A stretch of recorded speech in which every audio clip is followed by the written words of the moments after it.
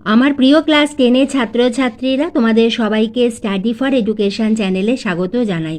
আজ আমি তোমাদের কাছে নিয়ে এসেছি তোমাদের ক্লাস 10-এর খুবই গুরুত্বপূর্ণ একটি বিষয়, ভূগোলের দ্বিতীয় ইউনিট সেটের একটি স্কুলের প্রশ্নপত্র। তোমরা এই প্রশ্নপত্রটি দেখো, এর প্রতিটি প্রশ্ন খুবই ইম্পর্টেন্ট এবং তোমরা এগুলো রেডি করো।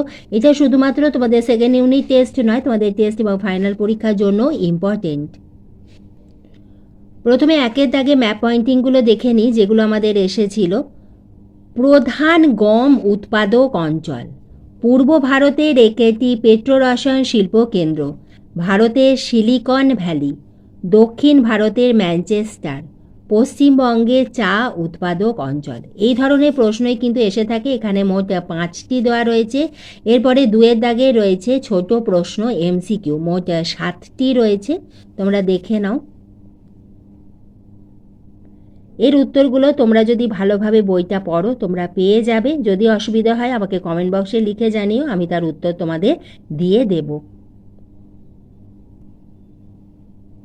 3-এর দাগে উপযুক্ত শব্দ বসিয়ে শূন্যস্থান পূরণ করো। যত বেশি প্র্যাকটিস করবে তত কিন্তু তোমাদের রেডি হবে এবং বুঝতে পারবে যে কোনখানটা তোমার এখনও সেইভাবে ভালোভাবে রেডি হয়নি, সেখানটা তোমাদের আরও ভালোভাবে পড়তে হবে। এরপরে রয়েছে শুদ্ধ অশুদ্ধ। 5-এর দাগে প্রশ্নমান 2 মার্কসের প্রশ্ন। আপেক্ষিক আর্দ্রতা কাকে বলে, অথবা শৈবাল সাগর কি, এর সঙ্গে অথবাতে রয়েছে নদীতে বান আসার কারণ কি কি, জায়িত শস্য কি, ধারণযোগ্য উন্নয়ন কি। এগুলো প্রত্যেকটা 2 মার্কসের প্রশ্ন। এরপরে রয়েছে প্রশ্নমান 3 মার্কসের যে প্রশ্ন, স্থলবায়ু ও সমুদ্রবায়ুর পার্থক্য নিরূপণ করো। যখন তোমরা জীবনবিজ্ঞান এবং ভূগোলের পার্থক্য লিখবে, যে কোনো বিষয়, শুধু তোমাদের জীবনবিজ্ঞান বা ভূগোলে নয়, তোমাদের ভৌতবিজ্ঞান ক্ষেত্রেও কিন্তু তখন কিন্তু বিষয় লিখো, মানে বা বৈশিষ্ট্য, কার ভিত্তিতে তোমরা পার্থক্য লিখছো। এতদিন পর্যন্ত আমরা যখন ছোট ছিলাম তখন স্থলবায়ু এবং সমুদ্রবায়ু দুটো লিখতাম, মাঝখানে দাঁড়ি টেনে আমরা পার্থক্য লিখতাম। এখন কিন্তু তোমাকে বৈশিষ্ট্য বা কী বিষয় নিয়ে তুমি পার্থক্য লিখছো তার জন্য একটি ঘর করতে হবে। মগ্ন চড়া গুলিতে মৎস্য আহরণ কেন্দ্র গড়ে উঠেছে কেন, নিরক্ষীয় অঞ্চলে পরিচালন বৃষ্টিপাত সংঘটিত হয় কেন, সমুদ্র স্রোত ও সমুদ্র তরঙ্গের মধ্যে পার্থক্য লেখো। এই 2টি পার্থক্যই কিন্তু খুবই ইম্পর্টেন্ট। 7-এর দাগে এসো আমরা দেখি বড় প্রশ্নগুলি। প্রশ্নমান 5 মার্কসের প্রশ্ন।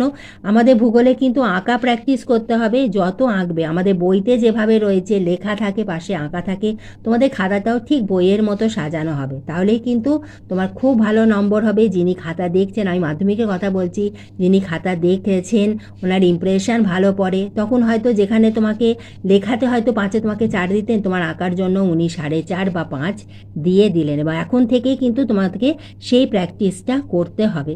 প্রশ্নগুলো দেখে নিই। বৃষ্টিপাত কয় প্রকার ও কী কী, চিত্রসহ শৈল থেকে বৃষ্টিপাতের বর্ণনা দাও, ভূমধ্যসাগরীয় জলবায়ু অঞ্চলের অবস্থান এবং জলবায়ুর বৈশিষ্ট্যগুলি আলোচনা করো, পূর্ব ও মধ্য ভারতে লৌহ ইস্পাত শিল্পে কেন্দ্রীভবনের কারণগুলি কী কী, এর সঙ্গে অথবাতে রয়েছে ভারতে নগরায়নের সমস্যাগুলি আলোচনা করো। প্রত্যেকটা প্রশ্ন খুবই ইম্পর্টেন্ট, তোমরা রেডি করো এই প্রশ্নগুলো। আজ আমি তোমাদের এইভাবে প্রশ্ন দিলাম এবং ভবিষ্যতে আমি তোমাদের প্রশ্ন দিতেই থাকবো, তোমরা লক্ষ্য রেখো। এছাড়া সাজেশান সব কিছুই পাবে এই চ্যানেল স্টাডি ফর এডুকেশান। এবং ভিডিওটি এতটুকু উপকারে এলে একটা লাইক করে দিও।